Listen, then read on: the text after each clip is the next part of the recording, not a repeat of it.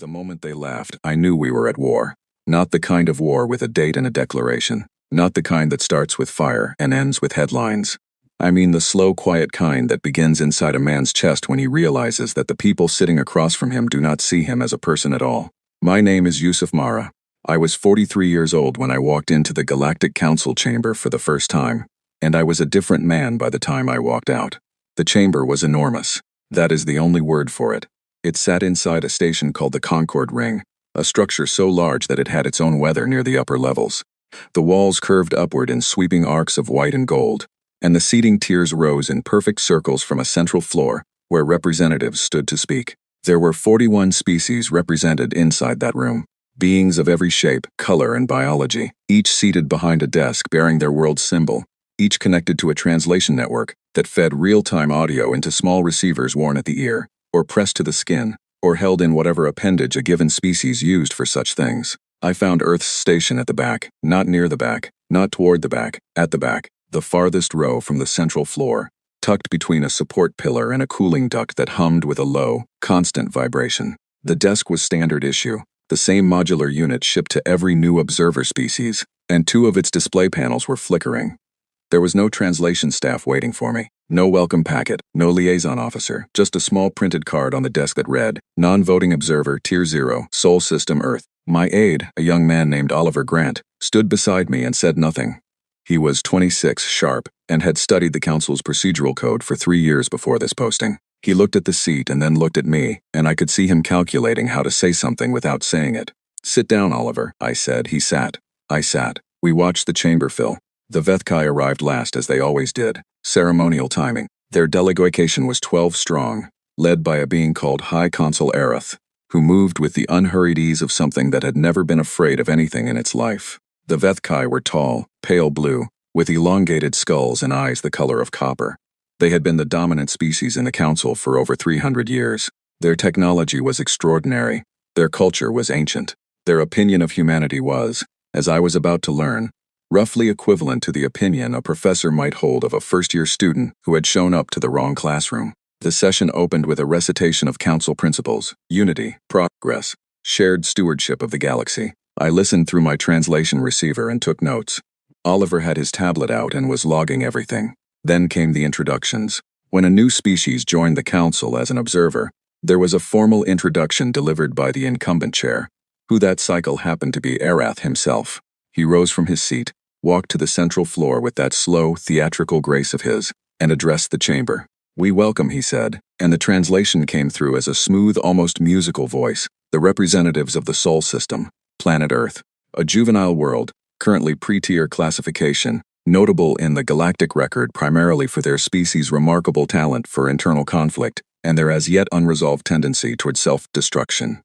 Something moved through the chamber. A sound. I did not recognize it at first. Then I did. It was laughter. 31 species, each expressing amusement in their own way. Some with sound, some with posture, some with bioluminescent flickers along their skin. A ripple of gentle collective mockery aimed at the back row where two humans sat behind a flickering desk. Oliver's hand was very still on his tablet. I kept my face neutral.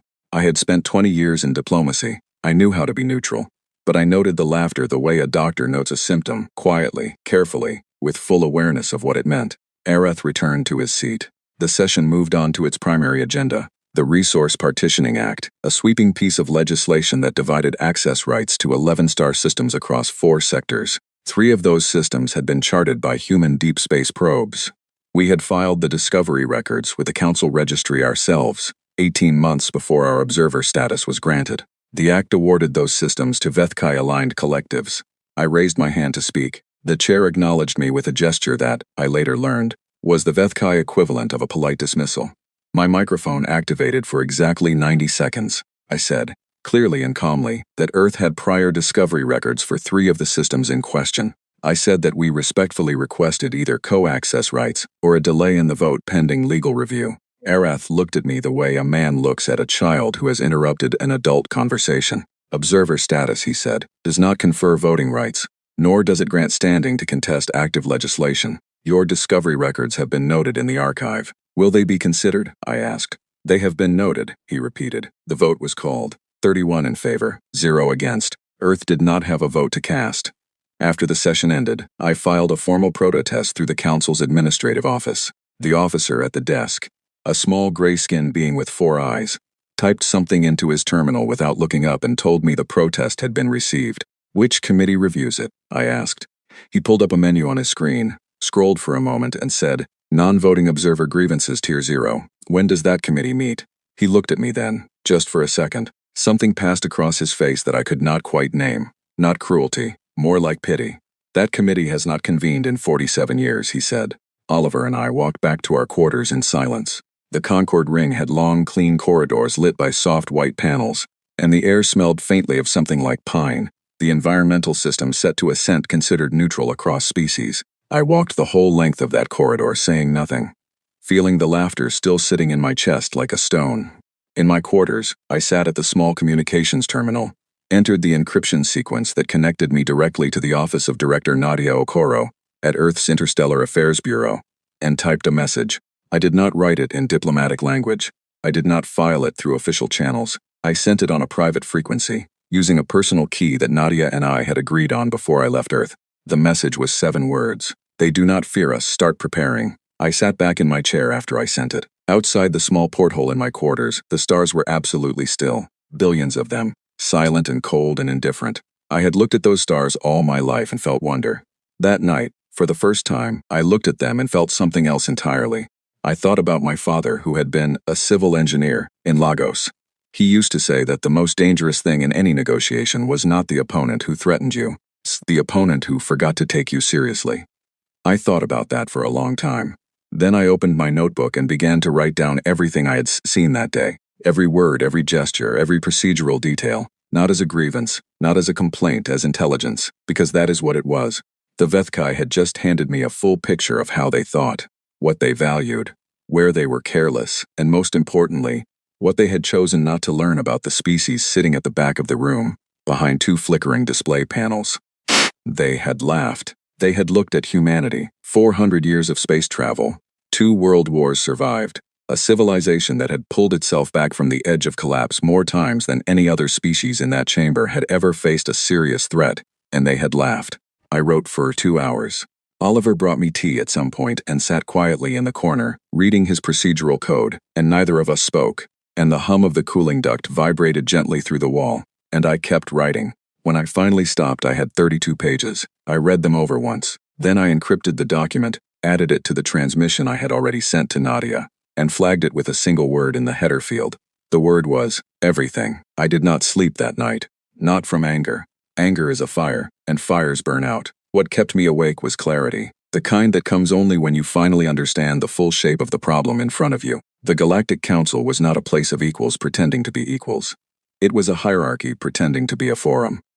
Humanity had been admitted not because the Council wanted us there, but because excluding a spacefaring species from the Council carried its own political costs. And observer status was the most elegant solution.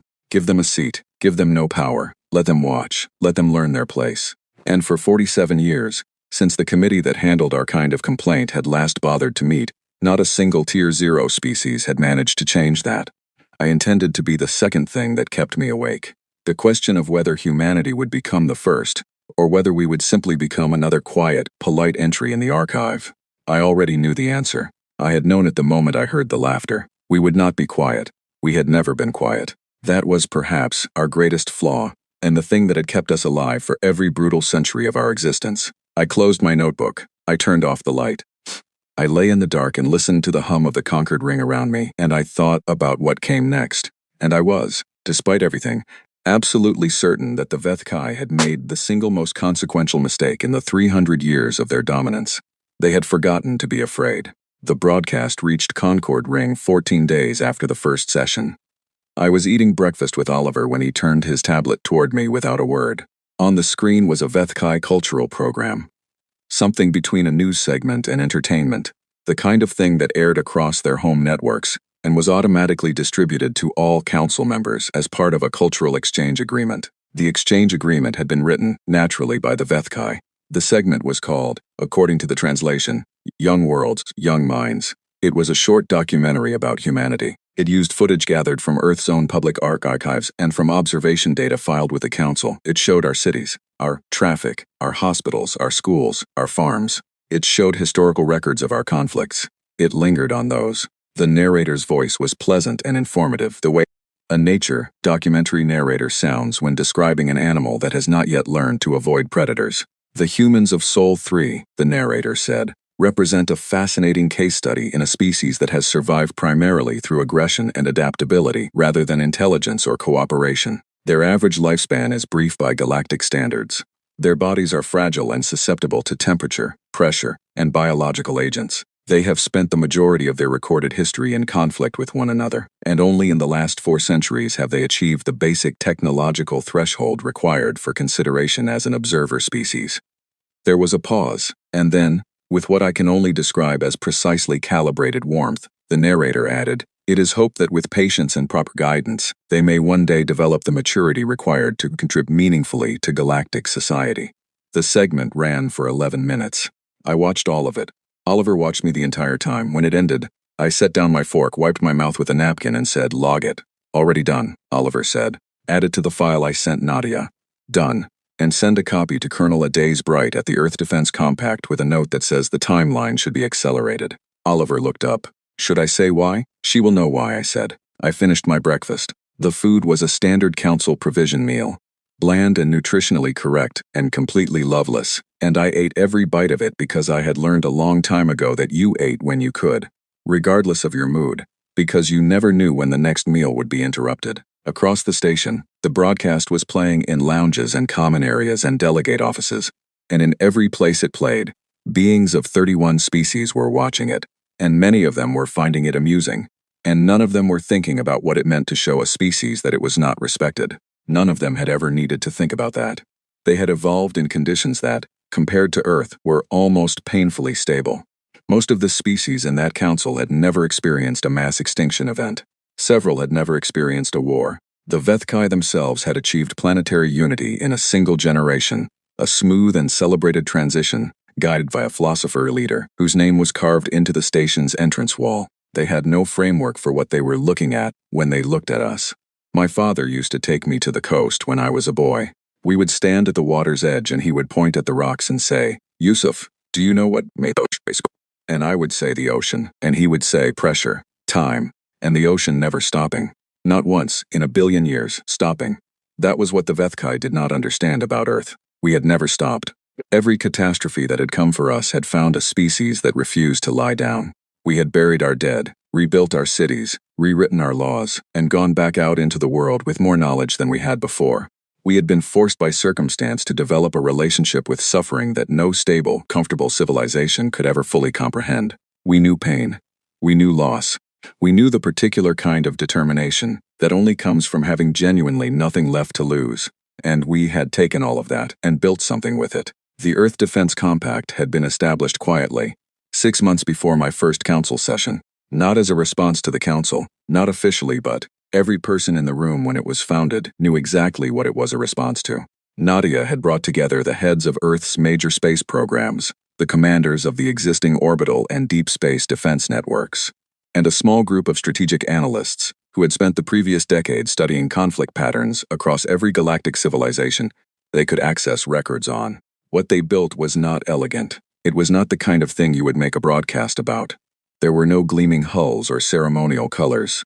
The EDC fleet looked like what it was. Ships designed by engineers who had read every account of every space engagement in recorded galactic history, and had drawn a single consistent conclusion. Beautiful ships lost fights. Ships with redundancies won them. The flagship was called the Ardmore. It was not sleek. It was wide, heavily armored, and bristling with point defense systems along every angle of approach. It had been designed to take damage and keep functioning. It had been designed to think about what happened after the first shot landed, which was something most galactic warships, built for deterrence and display, had apparently never fully considered. Adiez had sent me a brief of the Ardmore's specifications 2 weeks before the council session. I had read it on the transport ship on the way to Concord Ring, sitting in my small cabin with a cup of cold coffee and a growing sense that humanity was not quite as defenseless as the council assumed. The brief was 70 pages long. I read every one. What struck me was not the weapons, although the weapons were considerable. What struck me was the doctrine. The EDC had built its entire tactical framework around a concept they called sustained asymmetric pressure, which was a formal name for something humans had been doing instinctively for 10,000 years. You did not fight the opponent who was stronger than you on their terms. You changed the terms. You made the fight expensive. You made it long. You made it exhausting in ways the enemy had not prepared for, because you had prepared for exhaustion your entire life and they had not. I folded the brief and put it in my bag and looked out the cabin window at the stars and thought, we are not who they think we are. Now, sitting in the council station 14 days into my posting, watching a broadcast that presented my species as a charming curiosity, I was thinking the same thing again. The difference was that now I was also thinking about timing. 3 days after the broadcast, I received a response from Nadia. It was 3 lines. Campact notified. Ardmore Group operational. Awaiting your signal. I read it twice. Then I deleted it from the terminal and went to the session. That session was the one where the Veth Kai tabled the motion on protectorate classification. The motion was long and carefully worded. It described Earth as a developing civilization that would benefit from structured guidance and oversight. It outlined a framework by which a senior council species would assume administrative responsibility for Earth's development, providing resources, education, and protection, in exchange for coordinating Earth's policy positions through an approved council liaison. In plain language, it meant that Earth would no longer make its own decisions. They called it the Stewardship Protocol. The translation was smooth and gracious, and entirely without menace. The people who wrote it had never to think about how words like stewardship and guidance and protection sounded to a species that had fought for every inch of its own sovereignty since before written language existed. The debate lasted 4 hours. I was given 90 seconds, same as before. I used them carefully. I did not raise my voice. I did not make threats. I said, with complete precision, that the protocol was a violation of sovereign autonomy, that Earth had neither requested nor required external administration, and that the passage of this motion without Earth's consent would be noted in our permanent record as a coercive act. Aerith looked at me from his seat with that same expression, polite, unmoved, certain. The vote was 31 in favor, 1 against. I sat down. Oliver was very still beside me. After the session, in the corridor, he finally said it. What do we do? I had already written the message in my head. I typed it out when I got back to my quarters, encrypted it, and sent it. It was 1 word longer than the last one. They have voted for protectorate status. Send the Ardmore Group. Do not fire first, but do not wait long. I sent it. I sat back. I looked at the stars. Then I opened my notebook and started a new page. At the top I wrote a single line that I had been carrying in my mind since the first session. Every species in that chamber had evolved in paradise. We had not. And that, in the end, was going to be the difference. The Veth Kai administrative fleet arrived in the Sol system on a Tuesday. I know that detail because Oliver told me afterward, and because it struck me as exactly the kind of thing that would happen. A Tuesday. A perfectly ordinary Tuesday. The kind of day on which civilizations apparently decided to send fleets to other people's home systems to install oversight commissions. I was not on Earth when it happened. I was still on the Concord ring, still sitting at my flickering desk in the back row, still wearing my translation receiver and attending sessions and filing protests that went into folders that no one opened. That was where the council needed me to be, and Nadia and I had agreed that my presence at the ring was more valuable than my presence at home. I was watching. I was recording. I was keeping my face completely neutral every single day, but I was connected. The moment the fleet's transponders appeared on Earth's long-range scan network, I received a quiet alert on my personal device, a single pulse, the agreed signal. They were there. The Veth Kai fleet was 12 vessels, all administrative class, which in Veth Kai terms meant large, well-equipped, and visually imposing. They had gleaming hulls. They had broadcast arrays powerful enough to transmit across the entire inner system. They came in at a steady, unhurried pace, broadcasting on open frequencies from the moment they crossed the outer marker. The broadcast was a formal announcement. They were the Stewardship Implementation Command, authorized by the Galactic Council's 31st session, arriving to establish Earth's Protectorate Oversight Commission, and to begin the process of coordinating Earth's administrative integration into the Council framework. The broadcast was warm, helpful, completely certain of its welcome. They received no response for 4 hours. 4 hours of silence while 12 ships moved at their steady, ceremonial pace through the outer system, broadcasting their friendly announcements to a planet that was not answering. I can imagine the bridge of the lead vessel during those 4 hours. The commander, a Veth Kai official named Magistrate Orvith, apparently sent 3 follow-up signals, each slightly more direct than the last. No answer. Then Earth answered. It was not a voice transmission. It was a data packet, formally structured, legally referenced, bearing the official seal of the Earth Sovereign Council and the signatures of every sitting head of government. It was a document titled The Declaration of Sovereign Integrity, and it ran to 11 pages, and every single page was a carefully constructed, meticulously cited argument for why the Stewardship Protocol had no standing under any reasonable interpretation of pre-existing galactic law. Oliver had helped me write it over 3 long nights at the back of the chamber. We had pulled every relevant legal precedent from the Council archive, every prior case where observer status had been converted to protectorate status, and every case where such conversions had later been challenged. We had built an argument that was airtight, patient, and absolutely clear. The last line of the document read, "Earth will not accept external administration. This position is final." Attached to that document, in the same data packet, was a second file. The second file contained targeting solutions for all 12 Vethkai vessels. Not threat. Not warnings, targeting solutions, precise, calculated, prepared, showing every identified weak point in every hull, every angle, every system.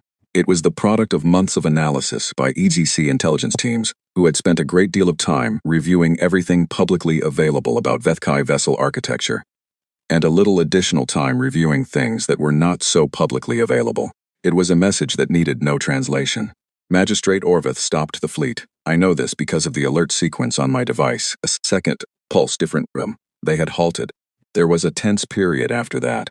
6 hours where nothing moved, where 2 fleets sat in the same system, and every communication was logged and measured and weighed. Orvith sent a transmission to the Council. Aerith sent a transmission to Earth. Earth sent Aerith back a copy of the Declaration of Sovereign Integrity, with a brief note that said the document had been lodged with the Council archive under permanent legal record. Then Orvith made the choice that ended any remaining possibility of a quiet resolution. He ordered the fleet to continue toward Earth. He had decided it was a bluff. I received the alert the moment the fleet began moving again. By then it was late in the station's evening cycle, and I was sitting on my bunk in my quarters with my notebook. And when the alert came, I put the notebook down and picked up the communication device and typed a very short message to Adeze. "They are advancing. You have authorization." Colonel Adeze Bright was not the kind of person who needed preparation time. The Ardmore group had been at full readiness since the fleet appeared on long-range scan. Adeze had been sitting in the command center of the Ardmore for 6 hours, calm and completely ready, with her targeting teams briefed and her crew at stations. What happened next took 11 minutes. The EDC did not fire to destroy. That was the standing order, and it was the result of a great deal of careful thought by people who understood that the goal was not victory over the Vethkai, but the establishment of a precedent. You did not want to destroy 12 ships and create 12 martyrs and give the Council a justification for something far worse. You wanted to demonstrate, with absolute precision, that you could destroy 12 ships, and you chose not to, and that choice was itself a statement. The first salvo crippled the lead vessel's broadcast array, clean, precise, no damage to anything else. The second salvo took out the propulsion systems of 3 flanking ships simultaneously. The third salvo, which came 11 seconds after the first, disabled the primary weapons systems of 2 more vessels, neither of which had managed to fire a single shot. 11 minutes. In 11 minutes, the Ardmore group reduced a 12-ship administrative fleet to a collection of stationary vessels with limited communications and no forward capability. No lives lost, no fires, no catastrophic damage. Just quiet, professional, overwhelming precision. Orvith sent an emergency transmission to the Council. I was already in the session chamber when the transmission came in. I had walked there quickly when the first alert confirmed engagement. I had taken my seat at the back, at the flickering desk, with my translation receiver in my ear, and I sat very still. Aerith received the transmission with visible alarm. Several other delegates received it at the same moment, through their own channels, and the chamber was suddenly full of the particular kind of noise that large rooms make when many beings are alarmed simultaneously. Aerith looked across the chamber at me. I met his gaze steadily. He said, through the translation network, "What has Earth done?" "Earth," I said, "has defended itself." He stared at me for a long moment. The copper color of his eyes caught the chamber light. I saw something in his expression that I had not seen before in all my weeks at the Concord Ring. It was not anger. It was not outrage. It was something more interesting and more significant than either of those. It was the first trace of uncertainty. "This is an act of aggression against a council-sanctioned operation," he said. "No," I said. "This is a lawful response to an unauthorized incursion into sovereign territory. The legal argument is in the document we filed this morning. You have a copy." The council archive has a copy. Every member of this chamber has a copy. Oliver had ensured that. Every delegate had received the Declaration of Sovereign Integrity at the start of the session. Many of them were looking at their tablets now, reading it. Some of them had been reading it for hours. The chamber was very loud and very confused for a long time after that. I sat at my desk and I answered every question that was put to me with the same level voice, the same precise references, the same complete and unshakable calm. Adeze had her ships. The Vethkai fleet was stationary. The document was in the archive. And something else was happening. Something I had not been certain would happen, but had quietly hoped for. 3 separate delegates, from 3 separate species, had sent discreet messages to my personal device during the chaos. 2 of them said variations of the same thing. We would like to speak privately. The 3rd message was from a delegate named Councillor Petra Lund of the Servani people, a small, careful species from a binary star system who had been on the wrong side of Vethkai policy for 60 years, and who had been watching the session with an expression I recognized. The expression of someone who has been waiting a long time to see something, and is very deliberately not letting their face show how much it matters to them. Councillor Lund's message was 4 words: "We are paying attention." I read that message once, put the device back in my pocket, and returned my attention to the chamber, where Aerith was still speaking and the noise was still enormous, and 31 species were struggling to understand what had just happened. I understood it. I had understood it before it happened. This was not an act of desperation. It was not the frightened response of a cornered species.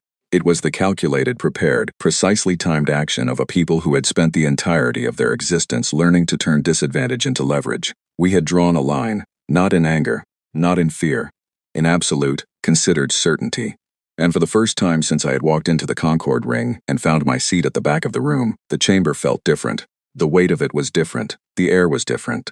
Something had shifted. Outside the great viewport above the chamber floor, the stars were the same as they had always been, indifferent, cold, brilliant. But I looked at them now and thought, we belong out there, not as observers, not as a curiosity, not as something to be managed or guided or gently mocked in cultural broadcasts, as ourselves. And we were going to make absolutely certain that every species in that room understood that, not through speeches, not through protests, filed, in folders that no one opened, but through the same language the universe had always used to teach the most important lessons, the language of undeniable fact. The Vethkai fleet was stationary in our solar system. The document was in the archive. The Ardmore group was in position. And I was sitting at my desk at the back of the room, completely calm, translation receiver in my ear, notebook open on my lap, writing down everything, just as I had on the first day. But now they knew I was writing. The council chamber had not been silent like this in living memory. Not the silence of an empty room. The silence of 31 species with things to say, none of them brave enough to be first. I let it last exactly 90 seconds, the same time they had always given me to speak. Then I stood up. "I have a request," I said. Every head in the room turned toward the back row, toward the flickering desk, toward the man from Earth who had spent weeks being politely, systematically ignored.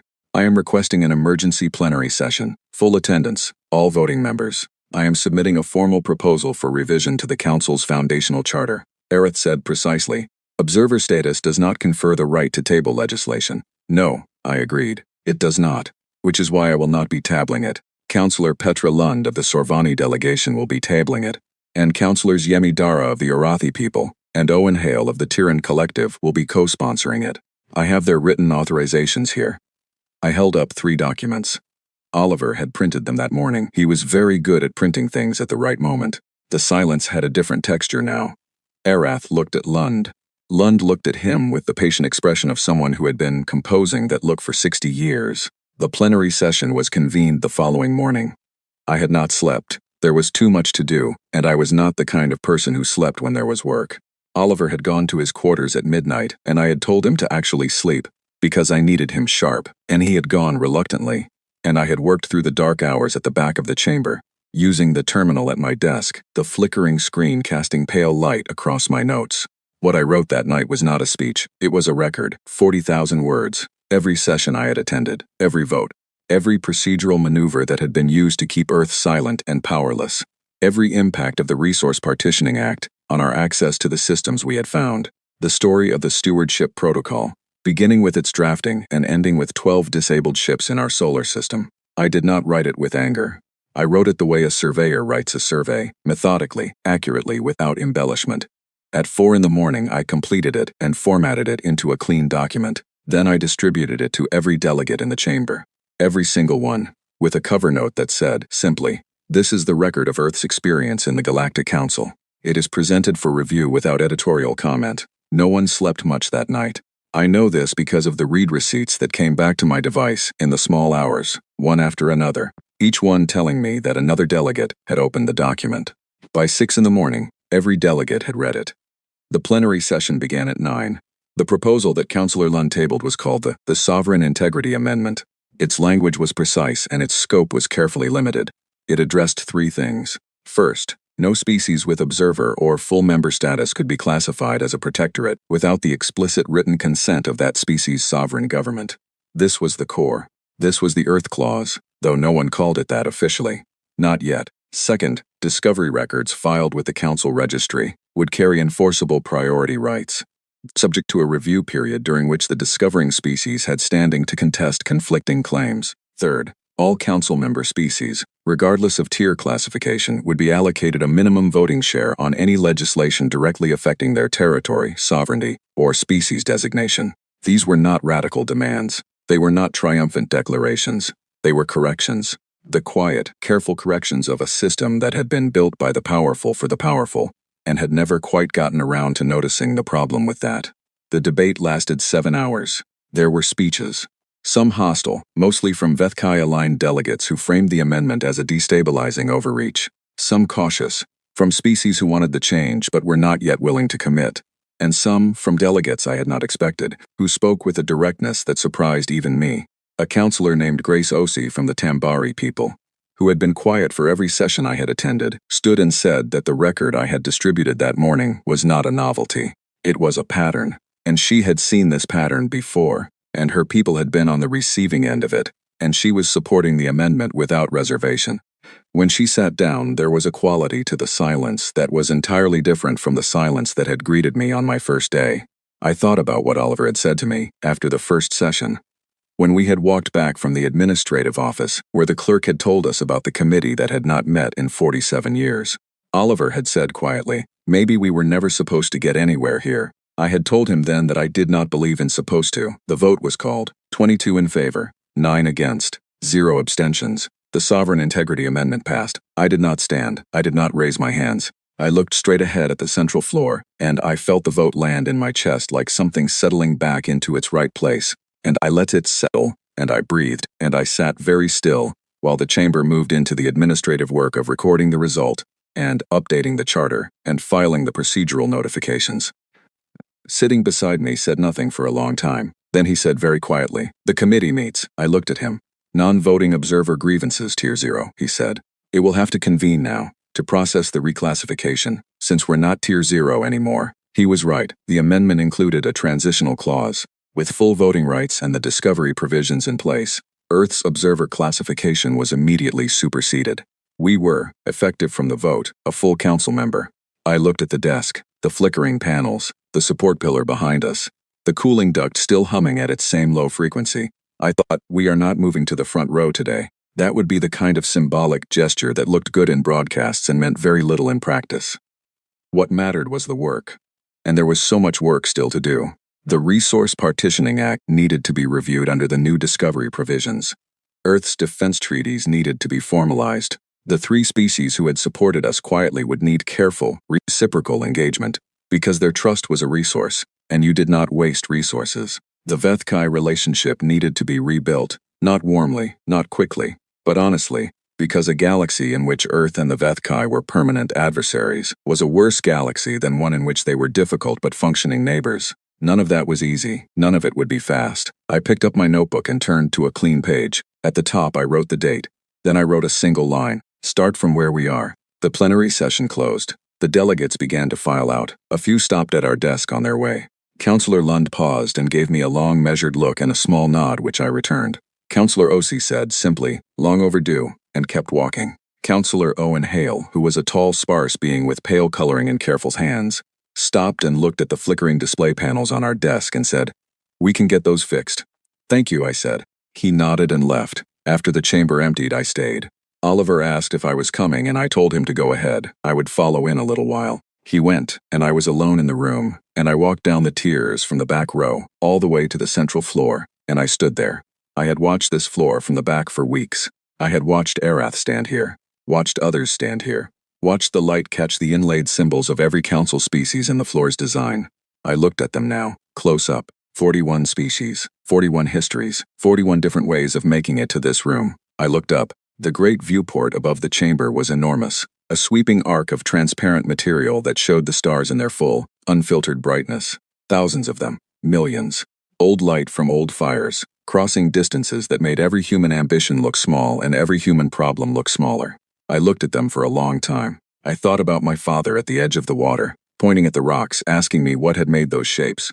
Pressure, I had said. Time, he had said. And the ocean never stopping. We had not stopped. Not once, in all the centuries that had made us. Not through the ice or the fire, or the long, difficult work of learning to live alongside ourselves. Not through the first cold years of reaching into space and finding it vast and dark, and full of things we did not understand. Not through the indignity of the back row, and the flickering panels, and the laughter that had rolled through a great chamber while two humans sat behind a desk that no one had bothered to maintain. Not ever. I reached into my jacket pocket and took out a small object. I had carried it since I left Earth. It was a fragment of dark rock, uneven, about the size of my fist, mounted in a simple glass case. My grandmother had been a geologist. She had worked on a research project studying impact craters in her country, tracking the evidence of ancient asteroid strikes. She had kept a fragment from one site in a glass case on her desk for 40 years. When I told her I was going to represent Earth in the Galactic Council, she had pressed the case into my hands without a word. I held it now in the light of the chamber. Old rock, rock that had fallen from the sky, from somewhere beyond our world, and hit our ground with enough force to reshape the landscape. And the landscape had absorbed it. The planet had continued. Life had continued. We had continued. I set the glass case down on the edge of the central floor and looked at it for a moment. Then I picked it up, put it back in my pocket, and turned toward the exit. There was a transmission waiting for me from Nadia. There was a briefing from Adeze. There was a meeting with Councillor Lund's office scheduled for the afternoon, and another with Owen Hale's team in the evening, and a long list of procedural items that needed attention now that Earth's status had changed. The stars would still be there tonight. They had been there before we arrived, and they would be there after every problem on that list was resolved. And they were patient in the way that only ancient things are patient. But we were patient too. We had always been patient. We just had better things to do than show it. I walked out of the chamber. I walked down the long corridor with its soft white lights and its pine-scented air. I walked past the administrative office where a clerk had once told me that a committee had not met in 47 years. I did not stop. I had work to do. And for the first time since I had walked into the Concord ring and found a flickering desk at the back of the room, I walked through that corridor with the particular kind of forward momentum that belongs only to people who know exactly where they are going, not because the road was easy, because they had already survived every version of hard, and they had learned, over a very long time, that surviving was just the beginning.